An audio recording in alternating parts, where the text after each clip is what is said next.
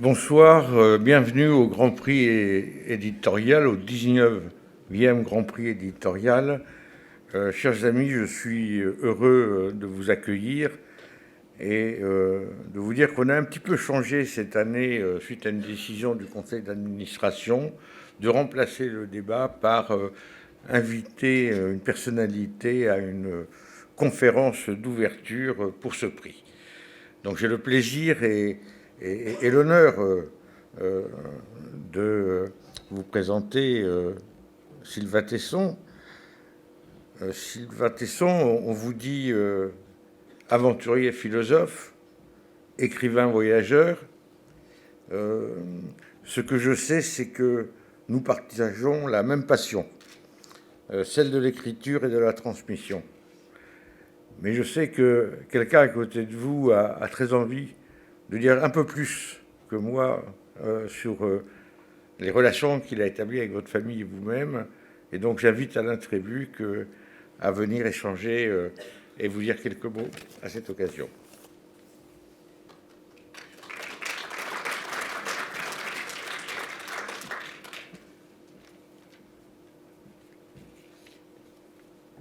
Merci Gilles.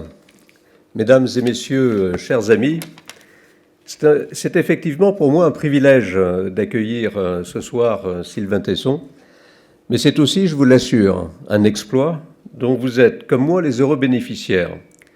Un exploit parce que attraper Sylvain, c'est un exercice qui est pas facile, qui demande même un certain entêtement. En cela, il a hérité d'un trait de son père, Philippe, lequel vous promet de vous rappeler dans 5 minutes, mais ne le fera que dans 5 mois, dans 5 ans. Mais sans que vous puissiez lui en vouloir jamais, il sait se faire pardonner par son charme à chaque fois. Alors effectivement, j'ai fait la connaissance de Sylvain et de toute la famille Tesson. C'était il y a presque 30 ans, en 1990. Sylvain, il avait 18 ans. Et j'ai eu la chance, à cette époque, de vivre 5 années durant au plus près de la famille Tesson, du couple Tesson, Philippe et Marie-Claude, d'avoir non seulement la chance de vivre quasiment tous les jours à leur côté dans leur vie professionnelle, mais aussi d'être accueillis de maintes reprises dans la demeure familiale de Chatou, décrite par Philippe comme le phalanstère dont il est le patriarche. Alors c'était l'époque où Sylvain jouait de la cornemuse en culotte tyrolienne, passait des nuits suspendues au pont du RER franchissant la Seine entre Rueil et Chatou, grimpait à main nue quelques monuments parisiens. Sans doute était-ce déjà sa manière d'affirmer le désir de liberté et d'absolu qu'il partageait avec sa mère, désir qu'il assouvit ensuite en devenant cet écrivain voyageur que nous accueillons, d'autant plus difficile à attraper qu'il n'a pas de téléphone portable, il est devenu rare dans ce domaine-là, refusant cette sorte de lest qui nous aliène au quotidien. Jeune homme, il a appris la géographie car, dit-il, il croit à la perfusion de la géographie dans nos âmes. Sylvain a fait le tour du monde à bicyclette au début des années 90, traversé l'Himalaya à pied en 1997, les steppes de l'Asie centrale, etc., et bien d'autres aventures dont les récits nous enchantent.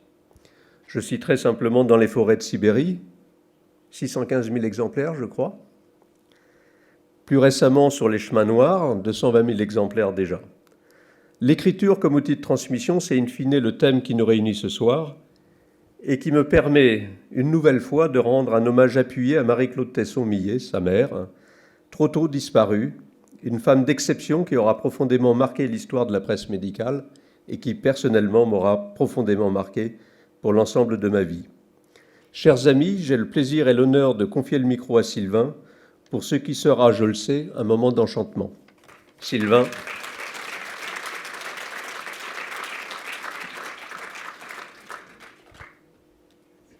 Merci beaucoup Alain Trébuc, merci à vous tous de me recevoir ce soir. Vous m'avez mis une pression d'enfer en parlant d'un moment d'enchantement. J'espère que je serai à la hauteur de vos promesses.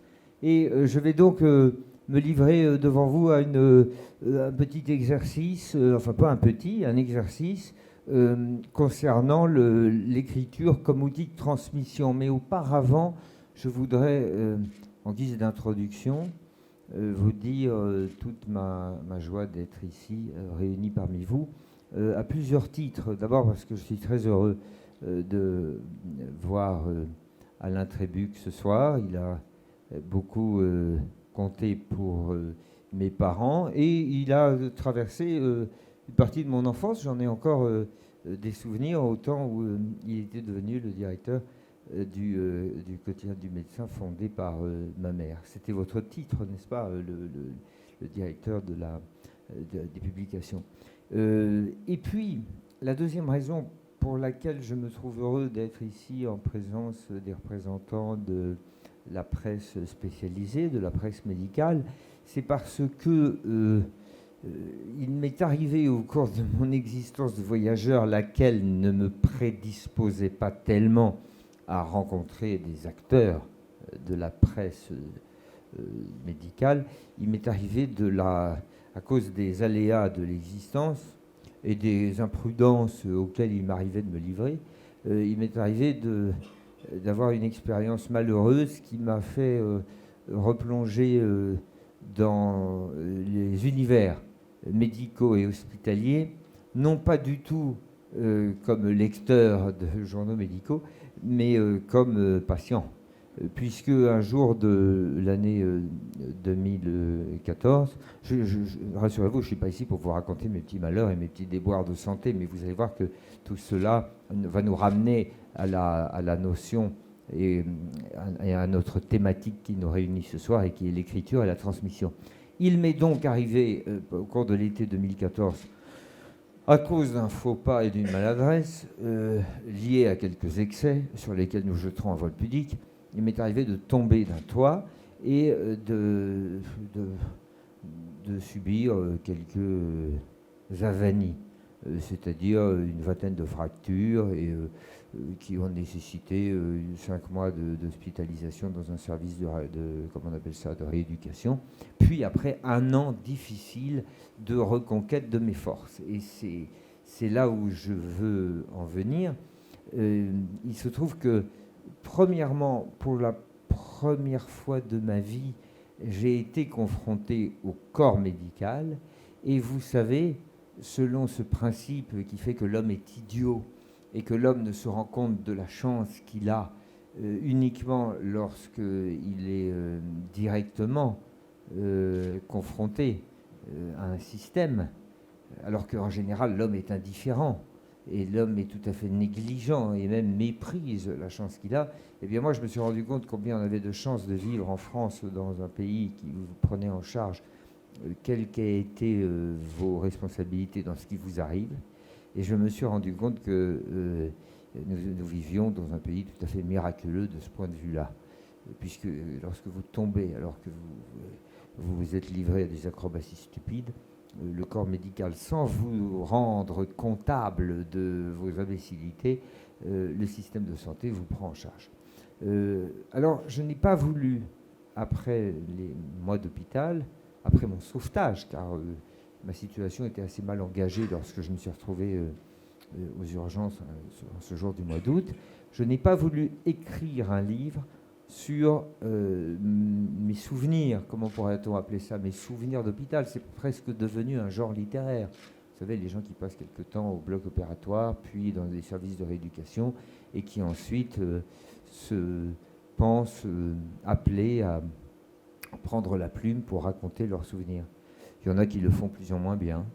Il y a une dame un jour, je ne sais pas si vous vous souvenez, une journaliste qui avait passé 100 jours à l'hôpital et qui avait fait un livre où elle avait trouvé le moyen de râler parce qu'elle trouvait sans doute que la soupe n'était pas assez bonne et que les draps n'étaient pas assez soyeux. Alors elle avait fait un livre qui était tout à fait désagréable et qui ramenait Christine Claire, que nous ne citerons pas, à sa juste valeur.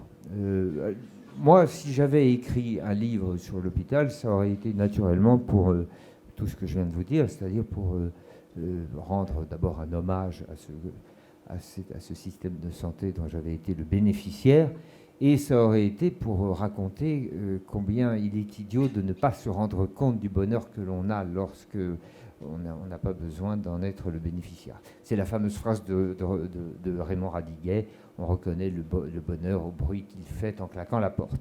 Alors, je n'ai pas voulu écrire cela, pour une raison d'ailleurs que je vais vous livrer, mais rapidement, parce que ce n'est pas le propos, ce n'est pas le sujet de mon intervention devant vous, mais pour une raison qui nous ramène à des années où, je ne sais pas si vous vous souvenez, une époque où nous avions un ministre qui s'appelait Alain Carignon, un peu avant les années 2000, et un ministre qui venait de l'Isère, de Grenoble, et qui, à la suite de quelques malversations comptables, avait encouru, je crois, une condamnation et a effectué une peine de prison. Et au cours de son emprisonnement, alors qu'il avait désiré écrire un livre sur ses souvenirs d'incarcération, avait été promulguée une loi qui interdisait les détenus à écrire un livre de souvenirs de leur période d'incarcération. Au nom du fait que celui qui paye sa dette devant la société ne doit pas convertir en bénéfice d'inspiration la peine de prison qu'il a encourue pour se racheter de ses fautes.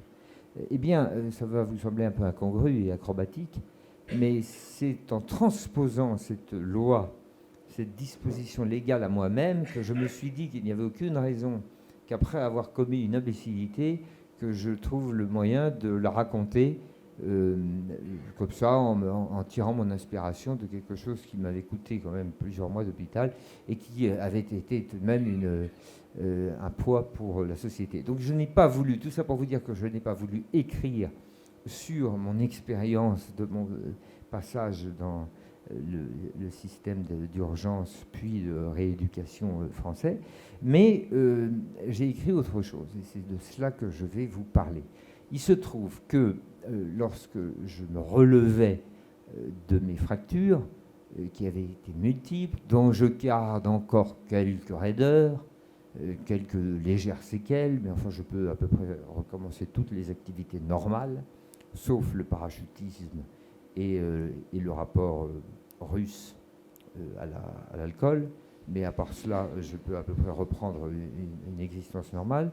Je me suis, alors que je devais me rééduquer, j'ai décidé de faire ce que je savais faire.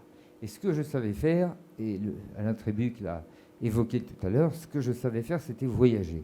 J'avais réalisé un certain nombre d'aventures qui m'avaient conduit autour du monde, à bicyclette, à cheval, à motocyclette, à pied. J'avais traversé l'Himalaya, les steppes de l'Asie centrale. J'avais beaucoup aimé vivre pendant des mois des aventures qui m'emportaient en de longs défilements kilométriques dans des endroits très éloignés du monde, assez hostiles, très solitaires. Et j'aimais recourir à un effort musculaire pour associer un itinéraire kilométrique très long. Par exemple, un jour, ça m'avait amené du cercle polaire arctique jusqu'à l'Inde, et un intervalle de temps lui-même très étendu, pendant plusieurs mois. Je partais marcher longtemps. Et je savais combien la marche à pied et l'effort prolongé procuraient de bénéfices à la fois moraux et physiologiques. Eh bien, lorsque je me suis relevé et que je suis sorti de l'hôpital, je me suis dit, si je m'en sors vraiment, si je retrouve la possibilité de marcher, parce il en était question, il était question que je ne puisse plus marcher, et je m'étais dit, si je retrouve la possibilité de marcher, je traverserai la France à pied et j'écrirai un livre, non pas sur mes petits malheurs, mais sur les bénéfices de la marche, sur la manière dont la marche peut à la fois vous réenchanter, c'est le mot que tout à l'heure a employé Alain Trébuc et qui m'a fait penser à son réemploi, à la fois de nous réenchanter intérieurement, parce qu'évidemment on conçoit quelques noirceurs quand on est obligé de prendre le lit pendant quelques mois, c'est pas à vous que je vais dire ça, et puis je savais que je pourrais tirer de cette marche à travers la France quelques bénéfices physiologiques. Voilà, alors c'est tout, je décidais de partir traverser la France d'un coin à l'autre. C'est un pays qui n'est pas très grand, fait 1000 km. Donc on sait qu'une marche, en gros, lorsqu'elle est un peu sinueuse, vous emportera au long d'un itinéraire de 1500 km. J'étais un peu clopinant. Je suis parti 1 an jour pour jour après ma chute. J'étais encore assez inflammable. Les médecins, je dois dire, m'avaient conseillé d'attendre encore 1 an. Mais comme je suis d'un naturel un peu impatient, sans doute en cela, ai-je subi probablement une transmission atavique. J'ai un père qui est un peu impatient, j'ai une mère qui n'était pas très patiente, et du coup, je suis parti du Mercantour pour aller rejoindre le Cotentin 1 an après ma chute, à travers un réseau d'itinéraires que j'ai moi-même constitué et que j'ai appelé les chemins noirs. Alors, je vais vous dire un mot là-dessus, et là, nous allons entrer dans le cœur du sujet de cette intervention, qui est la transmission par l'écriture. Et puis après, je consacrerai une vingtaine de minutes à vous donner d'autres pistes que j'ai empruntées sur les chemins de l'écriture. Puis ensuite, je serai très heureux, si jamais vous avez encore un peu de patience après ce que je vous ferai subir, de répondre à vos questions. Alors, je suis parti du Mercantour jusqu'au Cotentin en décidant de suivre un itinéraire que j'avais composé en me servant d'un rapport gouvernemental qui s'appelait le rapport sur l'hyper-ruralité. Qu'est-ce que c'est que l'hyper-ruralité ? C'est une expression que l'administration, dans son infinie imagination et avec son sens poétique qui la caractérise, que l'administration a inventé en France pour désigner les territoires de l'Hexagone qui échappaient au contrôle administratif, à la polarisation, à la connexion Wi-Fi et au maillage territorial, c'est-à-dire aux services amenés par les routes de circulation goudronnées. Alors tout cela était nommé dans les années 70, vous vous en souvenez peut-être certains d'entre vous, la diagonale du vide. La DATAR, qui était la direction administrative des territoires français, avait distingué une diagonale du vide dont les critères étaient un faible peuplement. Cette diagonale du vide allait des Vosges jusqu'aux Landes, en passant par le nord du Massif central. Aujourd'hui, les modalités ont un peu changé, les caractéristiques ne sont pas tout à fait les mêmes, les critères employés par l'administration ont varié, et du coup, cette hyper-ruralité ne correspond plus exactement à cette diagonale du vide qui allait de l'Est jusqu'aux Landes, mais c'est plutôt une écharpe qui commencerait par enrouler les Alpes du Sud au niveau du Mercantour, qui engloberait le Vaucluse et la Drôme, qui coifferait tout le Massif central et qui ensuite bifurquerait par la Nièvre, vers la Lorraine, les Vosges et les Ardennes. En fait, c'est cette espèce de France périphérique, dont d'ailleurs nous entendons un peu parler en ce moment, puisqu'elle a pris la couleur jaune d'un gilet qui lui-même est de cette couleur. Enfin, c'est toute cette France bizarre, étrange, pas très représentée, considérée par l'administration comme abandonnée. Et le gouvernement, dans les années 2014-2015, à l'impulsion de Manuel Valls, avait fait un rapport s'intéressant à cette France des hyper-rurales, en promettant, bien entendu, aux habitants concernés que bientôt l'État interviendrait pour ramener un semblant de civilisation, car il s'agit dans la tête d'un technocrate parisien quasiment d'un état d'arriération, de sous-développement. Donc en fait, l'administration disait aux habitants « Courage, tenez bon, nous arrivons ». Il y a évidemment une arrière-pensée derrière tout ça, une arrière-pensée électorale, puis une arrière-pensée qui est plus importante que ça, qui est quasiment historique, jacobine, c'est-à-dire qu'en fait, le centre de contrôle du territoire, de l'administration, veut que dans ces territoires, un jour, l'administration exerce son contrôle, que l'impôt soit bien levé. Et alors, bien entendu, les choses sont dites avec énormément de grâce. Les rapports administratifs préconisent l'ouverture d'hôpitaux, de centres de soins, de CHU, de goudrons, d'antennes Wi-Fi. Mais à côté de l'antenne Wi-Fi et du CHU, il y a toujours l'hôtel des impôts et la prison en général. C'est comme cela que s'appelle le contrôle et le maillage d'un territoire. Tout ça pour vous dire que je me suis servi de cette carte et de ce rapport, cette longue digression, pour vous dire que je me suis servi de ce rapport gouvernemental pour tracer un itinéraire qui allait m'emmener à travers ce pays perdu, ce pays abandonné, cette France hyper rurale, cette France que j'ai appelée celle des chemins noirs. En gros, pour résumer les choses d'une manière un peu plus littéraire, c'est-à-dire un peu plus acrobatique, j'ai promené mon corps en ruine dans un pays de ronces et qui lui-même n'allait pas très bien, quoi. J'ai fait correspondre mon état de délabrement physique à l'état de relatif abandon géographico-administratif du pays. Je suis parti du Mercantour et je suis monté jusque vers le Cotentin. Alors j'ai bifurqué un peu d'ailleurs. J'ai suivi le tracé initial que m'aurait imposé la superposition de mon itinéraire à la carte des chemins noirs en choisissant de remonter par la Mayenne vers le Cotentin. Je suis parti sur des chemins qui sont un peu oubliés. Je me suis servi de carte au 25 millième, l'échelle de l'état-major, 1 cm pour 250 mètres, une échelle merveilleuse, une échelle qui permet la flânerie poétique, puisqu'on voit quasiment à l'œil nu son déplacement sur la carte, et ça permet d'échapper à tout cet énorme enlaidissement du territoire par l'aménagement qui a été auquel on a procédé depuis l'après-guerre sur le territoire français. Enfin, le propos ce soir n'est pas de faire un rapide historique de l'aménagement du territoire, mais vous savez tous, pour avoir pris le TGV, pour rejoindre parfois vos maisons de week-end ou pour avoir parfois visité des provinces françaises, vous savez que ce paysage a été extrêmement martyrisé par les aménageurs depuis 5 ou 6 décennies, notamment en France, à cause des actes successifs de l'urbanisation, de la massification, de l'industrialisation, de la décentralisation, du caractère pavillonnaire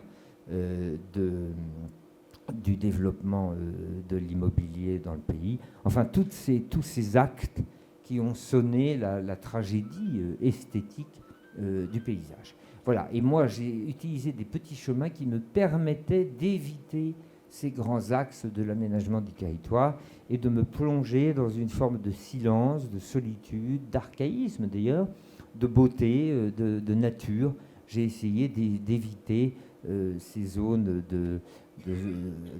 d'activité commerciale, d'urbanisation en priorité, enfin tout ce jargon que vous connaissez, que l'administration affectionne, cette suite d'acronymes qui transforme la carte de France en une mosaïque de ZAC et de ZUP. Voilà, j'ai sinué, j'ai slalomé entre les ZAC et les ZUP sur des chemins noirs qui correspondraient, et puis je conclurai là cet exposé de ce voyage que j'ai fait, des chemins noirs qui correspondaient aussi métaphoriquement, littérairement, selon moi, à des chemins que l'on peut suivre intérieurement lorsque l'on est malade, lorsque l'on veut se relever, lorsqu'on a besoin de se rééduquer, lorsqu'on a besoin de se réaffirmer moralement, et qu'on a envie de trouver, de tirer, de chercher, de cartographier en soi des chemins intérieurs, des chemins d'exil, des chemins de repliement, des chemins de silence. Enfin, tout ça, c'est une manière très cuistre, très compliquée de dire que parfois on a besoin de faire un peu de silence en soi, de rechercher Ithaque, comme dirait Ulysse, c'est-à-dire une île intérieure où on peut penser ses plaies. Voilà ce qu'on dit quand on n'a pas un micro en main. Mais quand on a un micro en main, on essaie d'énumérer des espèces de formules pour désigner quelque chose qui est très simple et que chacun a un jour éprouvé. Le besoin de faire un peu de silence en soi. Eh bien, le chemin noir, celui que je trouvais sur la carte, celui que je trouvais sur le terrain entre les zones de l'aménagement et celui que je cherchais en moi par la double exploitation des modalités du silence, de la solitude et de la vie dans les bois, je les ai trouvés. Ils m'ont beaucoup servi et j'ai tiré le bénéfice dont j'avais l'intuition et qui s'est révélé à moi lorsque j'ai terminé ma marche sur les falaises du Cotentin. Je ne pouvais pas aller plus loin, puisque par définition, une falaise, c'est le moment où tout de même il faut s'arrêter à un moment. Parce que si vous continuez à aller de l'avant et que vous êtes au bord d'une falaise, j'aurais recommencé la boucle hospitalière. Enfin, ça aurait été tout à fait idiot. Donc je me suis arrêté au bout du Cotentin et je me suis rendu compte que cette rééducation, ce réarmement à la fois intérieur et physique, avait été opéré par les grâces de la marche. Et c'est ce voyage qui a duré quelques mois, qui a été difficile, parce qu'encore une fois, j'étais quand même un peu clopinant, et c'est ce voyage qui m'a fourni suffisamment d'inspiration pour recommencer à écrire, chose qu'après les mois passés sur mon lit d'hôpital de Pitié-Salpêtrière et l'année très difficile qui a suivi la sortie de l'hôpital, j'avais perdu ce goût de l'écriture. Et là, nous arrivons au cœur de notre sujet, puisque l'écriture est un exercice bizarre qui n'est pas très naturel à l'homme et qui nécessite une grande énergie, une volonté forte. C'est très âpre d'écrire, et j'avais perdu profondément ce goût et notamment cette énergie, cette ardeur. Et je l'ai reconquise sur les chemins. Et c'est le premier livre que j'ai écrit après la malheureuse chute dont j'avais été victime. Le premier livre que j'ai écrit qui s'appelait Les Chemins Noirs et qui racontait non pas mes mois à l'hôpital comme la dame que j'ai citée tout à l'heure, mais qui racontait la manière dont j'ai fait un usage du monde et de la nature pour me remettre en marche. Alors maintenant, si vous le permettez, je vais vous parler pendant quelques minutes, je ne serai pas très long, mais des quelques autres pistes d'écriture dont je me suis servi au cours de ma vie.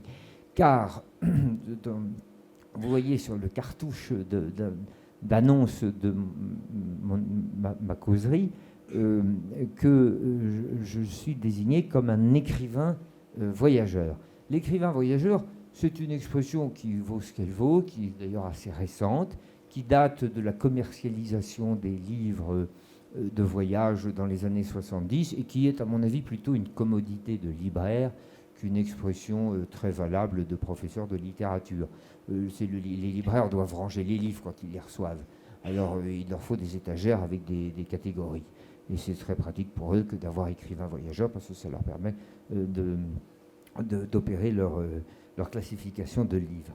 Il y a dans l'expression tout de même quelque chose qui me passionne. Moi, c'est le trait d'union. Je suis un amoureux de la ponctuation. Et le trait d'union entre l'écriture et le voyage, c'est-à-dire entre deux modalités d'existence qui sont tout à fait opposées. L'écriture impose la stabilité, l'immobilité, et le voyage vous procure la désinvolture, l'énergie, le mouvement, l'inconnu, l'imprévu, l'agitation, une certaine forme d'excitation de celui qui ne tient pas en place. Donc, a priori, il y aurait deux choses qui seraient tout à fait antipodiques et que le trait d'union réunit. Moi, j'y vois autre chose. Je vois dans le fait d'écrire d'après les voyages qu'on a vécus, de transformer l'expérience qui a été vécue en formulation, je vois quelque chose de quasiment alchimique.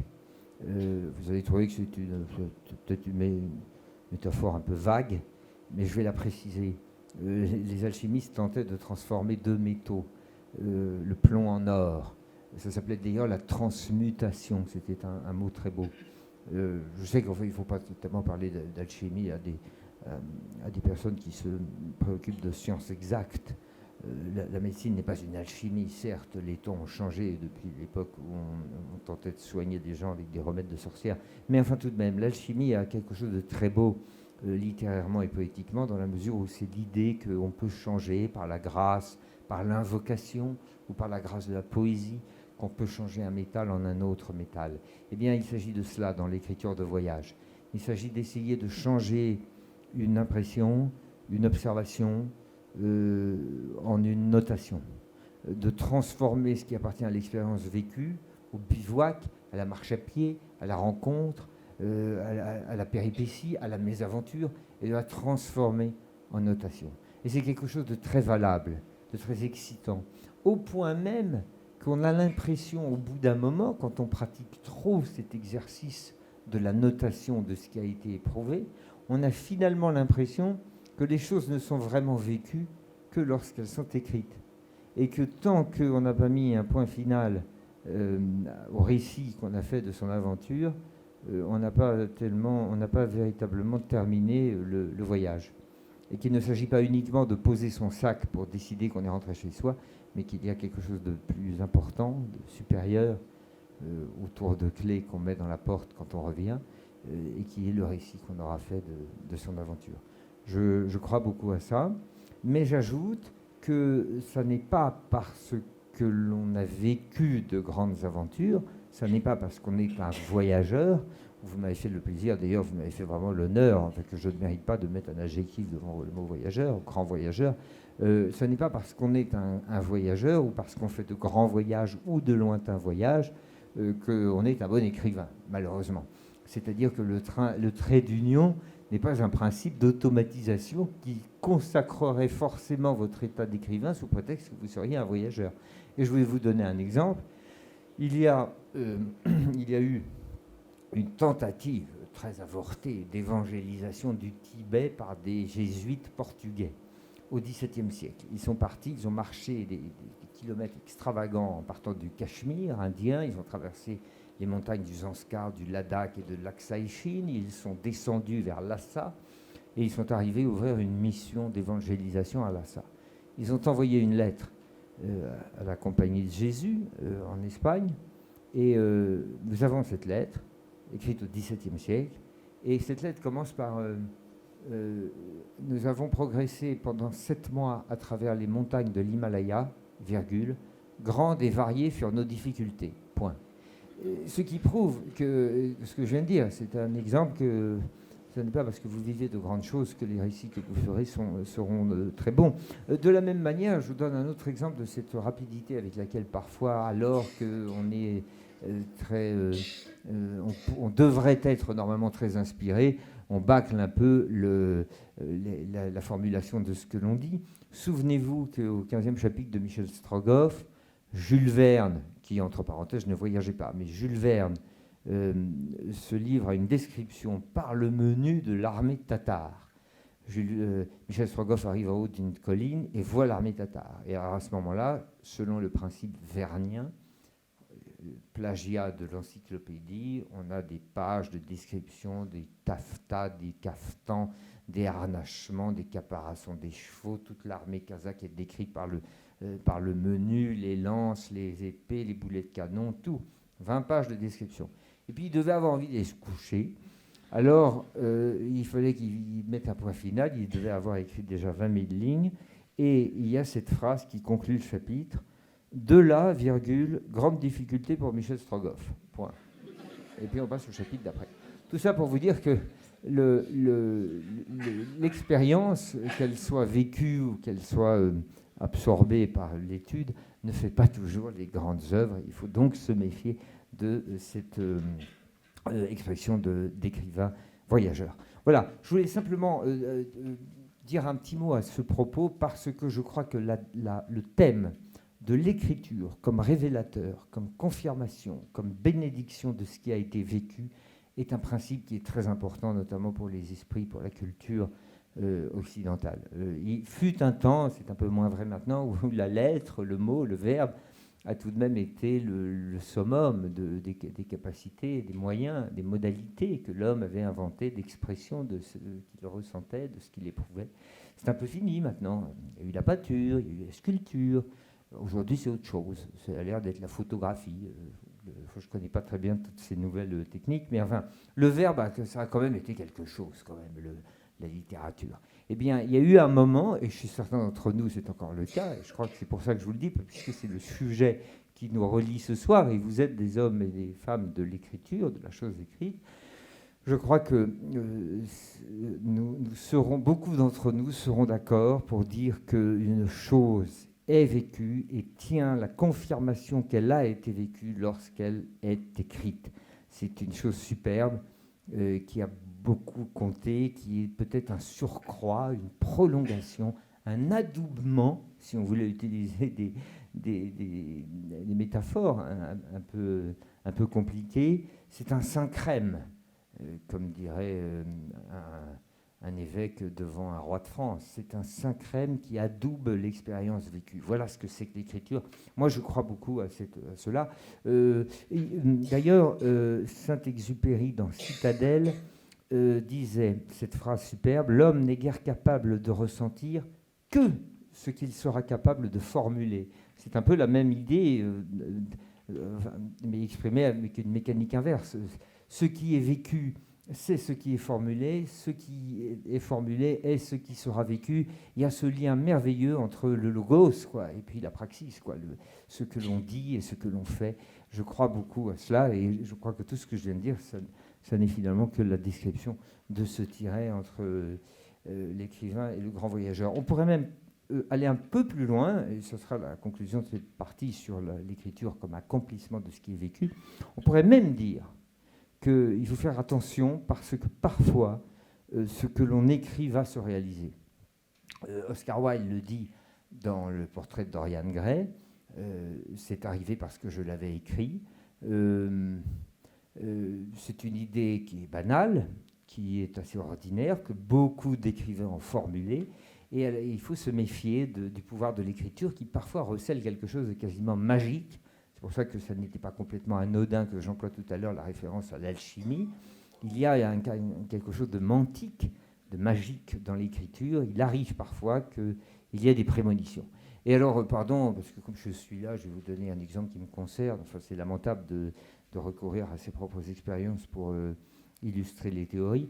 Mais il m'est arrivé, moi, un jour, d'écrire une nouvelle, où parce qu'il m'était arrivé, enfin, c'est quelque chose qui se rapporte à la double chronologie de ce que je viens de vous raconter.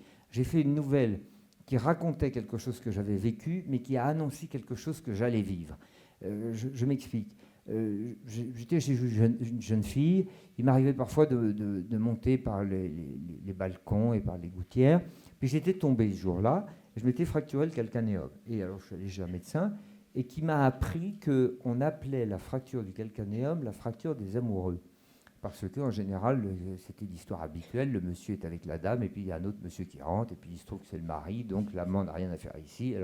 Alors il saute par la fenêtre et puis il se casse le talon et on a appelé ça la fracture des amoureux. J'ai trouvé l'expression tellement magnifique que je me suis dit, je vais en faire une nouvelle et je vais raconter l'histoire d'un type comme ça qui monte à une gouttière et qui tombe et qui se fracture le calcanéum. Et il se trouve que j'ai publié cette nouvelle quelques jours avant de tomber à nouveau, et cette fois de frôler le pire, c'est-à-dire l'extinction définitive des feux. Donc vous voyez, nous avons là, par cette toute petite histoire qui n'a aucun intérêt, dont l'enjeu est minime puisque c'est moi-même, nous avons là une expérience vécue de cette idée que parfois l'écriture sert de confirmation à ce qui a été vécu et annonce ce qui sera vécu. Voilà, je continue cette évocation de ce qu'a été l'écriture pour moi dans ma vie de voyageur en vous disant que le mouvement quasi perpétuel auquel je me suis livré, cette espèce d'adoration, de célébration, de vénération pour le défilement, pour le mouvement, pour le voyage à pied, parce qu'il m'apportait ce que je vous ai raconté tout à l'heure, c'est-à-dire un bénéfice physiologique, parce qu'il m'apportait un sentiment de liberté, parce qu'il me permettait de fuir l'ennui et la monotonie. Ça, c'est le voyage tel que Stendhal, toute sa vie, au cours de tous ses romans merveilleux, le voyage stendhalien, le voyage qui est une échappée. On s'échappe de la cage, on s'échappe de la chartreuse, on s'échappe des griffes de l'amour, on s'échappe de l'autorité, enfin on s'échappe toujours. L'œuvre de Stendhal, c'est une œuvre de chemin de traverse, d'escalier de service et d'issue de secours. C'est ça le voyage stendhalien. Fabrice, à Waterloo, comme sur le lac de Caume avec la Sainte Sévérina, est un homme qui s'échappe, qui essaye de courir le plus vite possible à la surface des choses. Et il ne manque pas de profondeur pour autant. Ce n'est pas parce qu'on se contente de caracoler sur les superficies qu'on manque de profondeur. Et la preuve, les héros de Stendhal. Alors ce mouvement, je reviens à ce mouvement, ce défilement qui a constitué ma vie, il a été aussi pour moi l'inspiration de l'écriture. C'est par lui que je suis venu à la page. C'est par la steppe que je suis venu à la page. Parce que, pour deux raisons. La première, c'est que physiologiquement, et là c'est quelque chose qui peut-être pourrait intéresser votre assemblée davantage qu'une autre, physiologiquement, il est indéniable, bien que je n'ai pas exactement les ressorts, moi je n'ai pas la profondeur intellectuelle pour pour parler de ce sujet-là, mais il se trouve qu'il me semble, c'est une intuition, que physiologiquement, la mise en branle, pour parler comme Montaigne, puisqu'aujourd'hui le mot veut dire autre chose, je crois, mais enfin la mise en branle du corps, la mise en mouvement des muscles et de la musculature, le recours à l'effort, produit, par un principe de thermodynamique, l'inspiration. C'est-à-dire que l'idée vous vient quand vous marchez, quand vous bougez, quand vous vous mettez en mouvement. C'est quelque chose qui est très banal, ce que je dis là. La preuve, c'est que quand on cherche un mot, avant Wikipédia, bien entendu, mais enfin, quand on cherchait un mot et qu'on n'avait pas besoin de tapoter, qu'est-ce qu'on faisait? On faisait les 100 pas. Dans le crépuscule des idoles, vous avez ce moment merveilleux où Nietzsche prend à partie Flaubert en disant Flaubert, nihiliste, tu crois que l'on pense assis dans un fauteuil alors que toutes les pensées ne vous viennent qu'en marchant.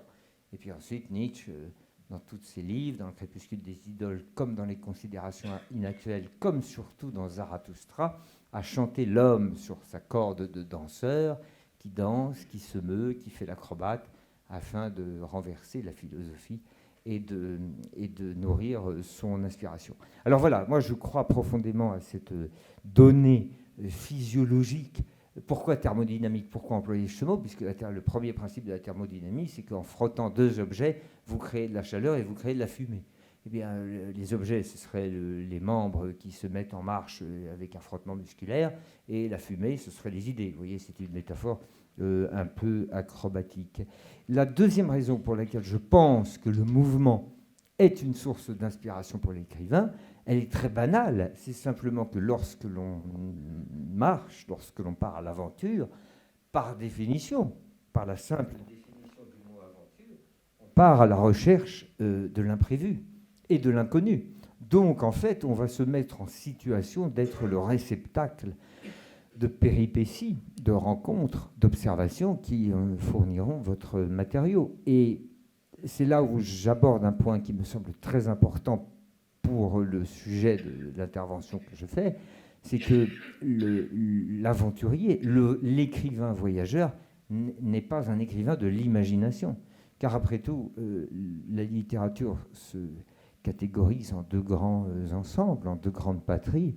Il y a d'un côté les auteurs, les écrivains, les artistes, qui sont des artistes de l'imagination, qui n'ont qu'à recourir à eux-mêmes pour créer des mondes, pour faire naître des univers. Et puis il y a ceux comme moi qui n'ont aucune capacité à imaginer. Moi, j'ai toujours énormément d'admiration pour mes camarades qui disent qu'ils n'ont qu'à créer des personnages, et puis les personnages leur échappent. Puis alors leurs plumes se contentent de glisser pour aller à la poursuite de leurs personnages. J'aimerais bien, moi. Moi, j'ai déjà créé des personnages, mais ils s'effondraient lamentablement dans un canapé, ils cuvaient leur nullité. Ils ne m'ont jamais échappé, quand bien même l'aurais-je voulu. Voilà, donc l'aventurier, le voyageur, c'est celui qui va chercher les sujets. Et je vous raconte une histoire, puis ensuite je m'arrêterai de parler sur ce sujet-là. Il m'est arrivé un jour, c'est une anecdote que je vous raconte qui va vous montrer l'inutilité pour des êtres comme moi qui n'en sont pas capables d'aller convoquer en moi-même les royaumes que je prétends décrire. Il m'est arrivé de traverser l'Atlantique en l'année 2013 sur un bateau à voile. Et j'étais dans un bateau qui fermait la marche d'une course transatlantique qui s'appelait la Mini Transat, avec une centaine de concurrents qui partaient traverser l'Atlantique. Et nous étions chargés, en cas de naufrage, de ramasser les victimes des naufrages. Et il se trouve qu'il y a un Italien qui a coulé à 400 000 des côtes de la Guadeloupe. Alors nous avons été appelés à la rescousse, nous sommes allés le chercher. Nous étions 4 équipiers à bord. Il y avait un skipper, 2 équipières et moi-même. Nous ramassons l'Italien dans l'eau vers 7 heures du soir. Il faisait déjà nuit. Il était assez effaré parce qu'il avait passé une quinzaine d'heures dans l'eau sans savoir qu'un bateau venait le chercher. Il avait lancé son appel de détresse avec sa balise, mais sa radio ne recevait pas la confirmation que nous avions reçu son appel de détresse. Donc il faut imaginer ce que peut être... Je ne connais pas bien l'Italie, ni les ressources psychiques des Italiens, mais j'imagine qu'ils doivent avoir une vie intérieure, les Italiens. Mais enfin, c'est tout de même très long de passer 15 heures dans l'eau de mer sans savoir si un sauveteur va arriver. Et nous l'avons recueilli. Il était à notre bord, 7 heures du soir. Et dans la soirée de son sauvetage, il a séduit notre équipière Ils sont tombés fous amoureux dans les bras l'un de l'autre. Ils ont passé une folle nuit, enfin, donc je vous épargne les détails. Et ils ont fait un enfant. Ils se sont mariés. Et le propriétaire du bateau, lequel bateau s'appelait l'Imaginaire, est devenu parrain de l'enfant. Et c'est une histoire qui est merveilleuse. Vous voyez une fille, une bretonne, qui ramasse un monsieur au milieu de l'eau dans l'Atlantique et puis qui en fait sa vie. Je trouve cette histoire superbe. Et si je vous la raconte, c'est parce que si j'avais voulu l'inventer et la raconter dans une nouvelle de pure fiction, on aurait pu penser qu'elle fut tout à fait cucul la praline. Et c'est la raison pour laquelle j'ai, moi, articulé ma vie en pensant il valait mieux que j'aille chercher les situations romanesques plutôt que d'essayer de les trouver.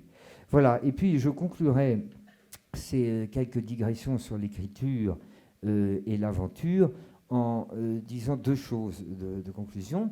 La première, c'est que il y a quelque chose qui coiffe, qui surplombe toutes ces considérations sur l'oscillation entre l'aventure et l'écriture, la stabilité et le mouvement, entre l'inspiration et la formulation. C'est le journal intime. Le journal intime, l'écriture, c'est l'axe de résolution de cette espèce de tiraillement, tout ça est très banal, de tiraillement que chacun de nous pouvons éprouver entre l'envie d'aventure et l'envie d'écriture. C'est le personnage d'Ulysse. Le personnage d'Ulysse dans Homère est celui qui veut rentrer chez Pénélope, mais en même temps, il n'hésite pas de temps en temps à passer un an à tripoter une magicienne sur une île déserte. Parce qu'il serait idiot de passer au large d'un endroit où Calypso, la plus somptueuse des déesses, lui propose l'immortalité, quoi. Que celui qui n'a jamais péché lui jette la première pierre. Alors il veut rentrer, mais en même temps il veut vivre. Il veut devenir l'Ulysse de son château en Ithaque, mais en même temps il veut faire la guerre, il veut vivre des aventures. Bref, il y a un tiraillement, un écartèlement.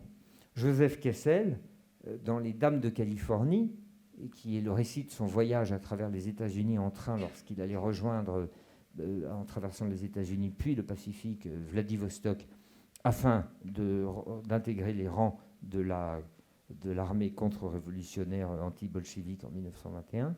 Joseph Kessel disait cette phrase superbe: « Je ne réussirai jamais à résoudre l'équation entre l'arrêt et le mouvement. » Eh bien, il y a une manière de la résoudre, cette équation entre ce tiraillement, c'est l'écriture. L'écriture comme point d'arrêt de ce battement frénétique. Et dans l'écriture, il y a un registre qui surplombe tous les autres et qui est le journal intime. Tout à coup, chaque soir, ce rendez-vous avec la page blanche. C'est un exercice qui est d'abord une discipline, qui devient un plaisir et qui très vite devient un besoin en vertu de tout ce que j'ai raconté préalablement.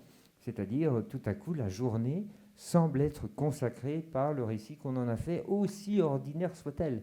Et même le fait de savoir que chaque soir, nous avons ce rendez-vous avec une page blanche, nous obligera, enfin en tout cas moi c'est ce qui m'est semblé, et tous les écrivains des journaux intimes disent la même chose, que ce soit Barbé d'Aurevilly avec ses mémoranda, ou Jules Renard avec son merveilleux journal qui était un laboratoire d'écriture, ou Julien Green, des journaux très souverains, très sérieux, de messieurs en veston. Eh bien, tous ces écrivains de journaux intimes disent que le rendez-vous avec la page blanche vous oblige, vous soumet à vous rendre compte qu'il n'y a jamais de journée ordinaire. Puisque comme vous savez que vous aurez le soir la charge d'en écrire le récit, il vous faudra au cours de son déroulé, c'est-à-dire au cours de la journée qui précède l'exercice de l'écriture, il faudra être plus attentif, plus aux aguets de ce que vous avez entendu, de ce que vous avez vu et des quelques méditations qui auront traversé votre esprit. Donc il y a, si vous voulez, une sommation qui est faite par les retrouvailles avec la page blanche, qui est faite à l'écrivain du journal intime, une sommation qui est faite de mieux vivre plus intensément la journée qui est faite. Voilà un propos qui concerne parfaitement l'intitulé de notre rencontre de ce soir, l'écriture et la transmission, l'écriture et le surcroît d'intensification de la vie par la rencontre de la page blanche. Et puis je voudrais conclure cette fois définitivement en disant un mot de la forme courte, d'ailleurs, dont mon intervention de ce soir est une espèce de contradiction, d'ailleurs, enfin, de la forme courte, de la forme lapidaire, qui est quelque chose qui probablement m'a été transmise par le rapport que mes parents vouaient à l'écriture, puisque mes parents avaient fondé des quotidiens, dont l'un d'entre eux résonne peut-être à vos mémoires, qui était le quotidien du médecin, fondé par ma mère et mon père en 1972, je crois.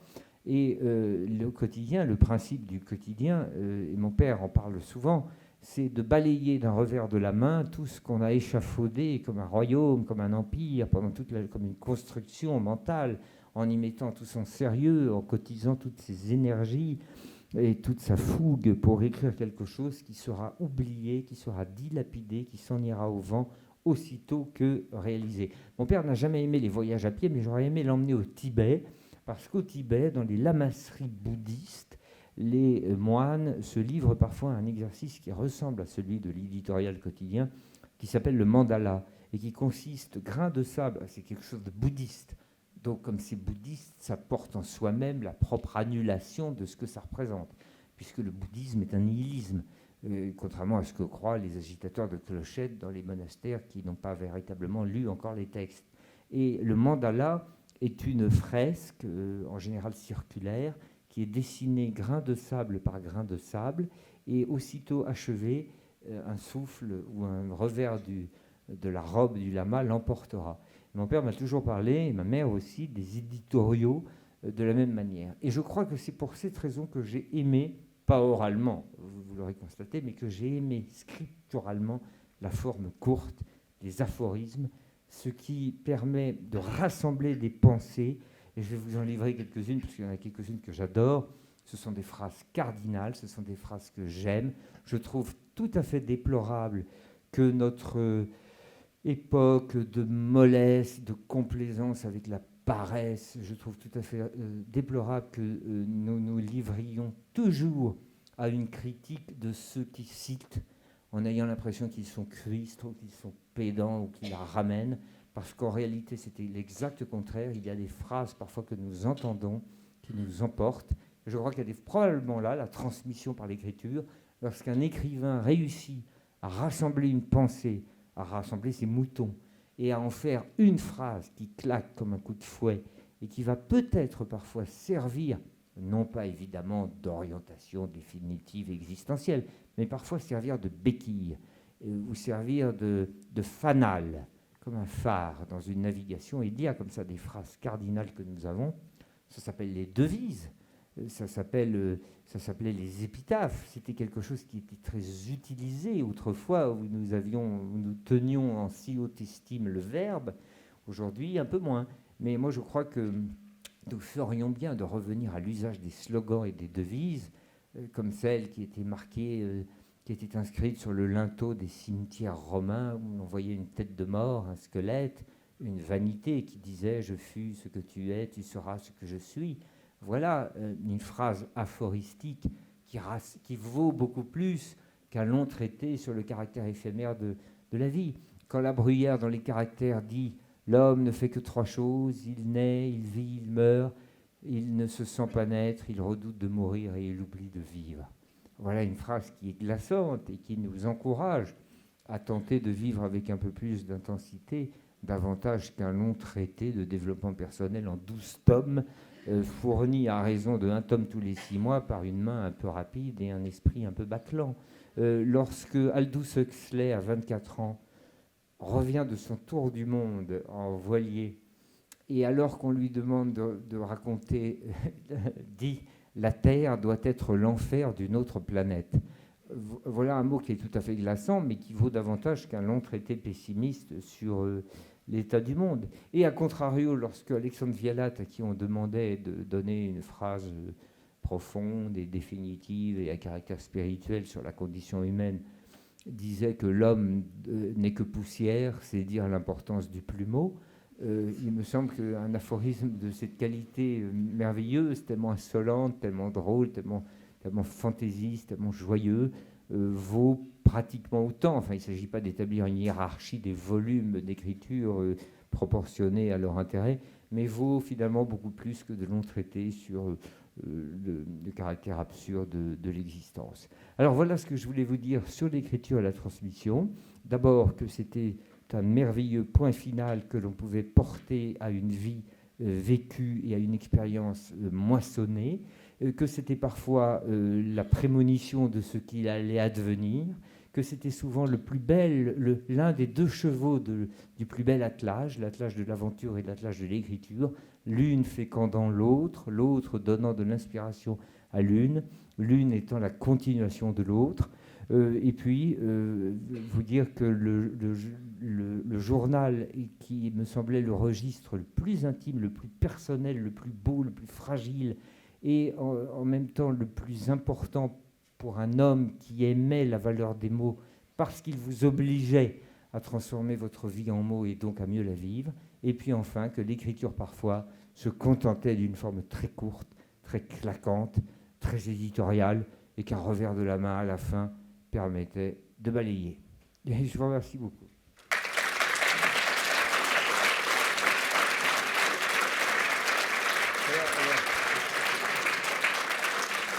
Monsieur le Président.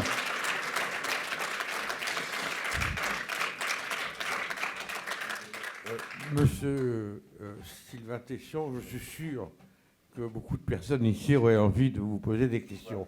On va pouvoir en accepter, mais vraiment pas beaucoup, parce que notre emploi du temps nécessite, je dirais aussi, du temps pour le Grand Prix éditorial et la remise des prix. Il y a une chose, en vous écoutant, vous m'avez fait voyager, vous êtes un homme solitaire, visiblement, vous aimez le froid, et je me disais, mais on ne s'est pas trompé, on a oublié un trait d'union.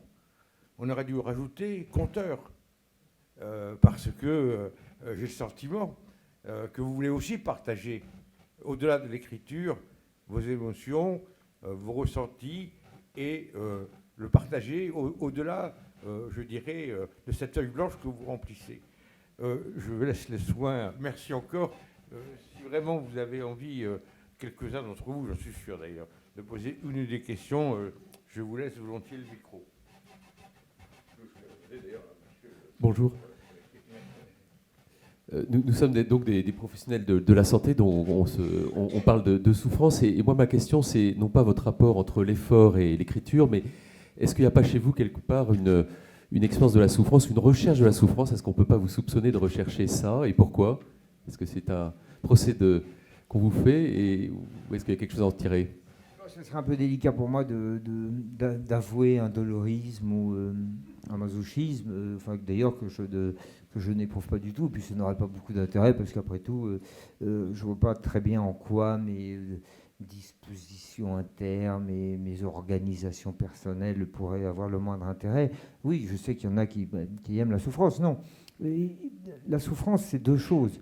Il y a aimer la souffrance pour la souffrance, et puis aimer atteindre des objectifs qui ont nécessité une âpreté, une part d'effort, une part de souffrance. C'est la phrase de Bonaparte dans une lettre au maréchal de Caulaincourt, il n'y a pas de gloire sans fatigue.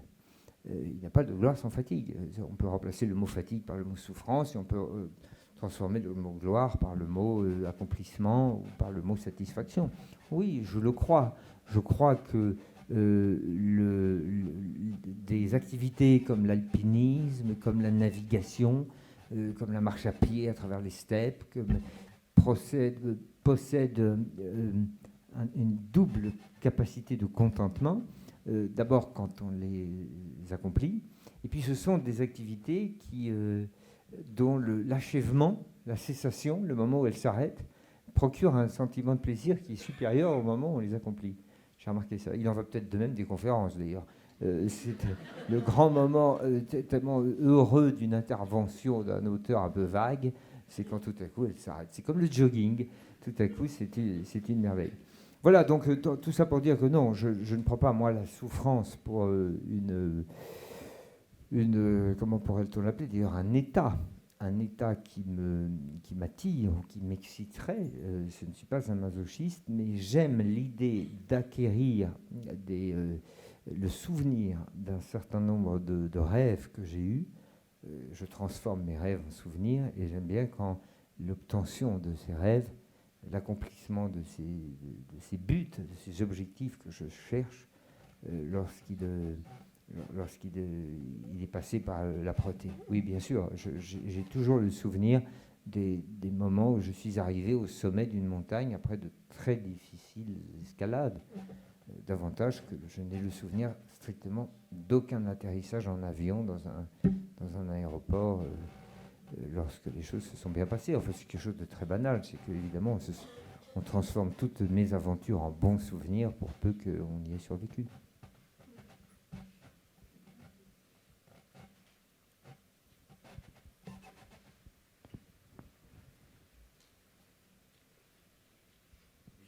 Je vais passer sur le contrôle de Benoît. Benoît, nous allons nous marquer une courte pause et nous nous retrouvons à 20h. Très bien. Merci beaucoup.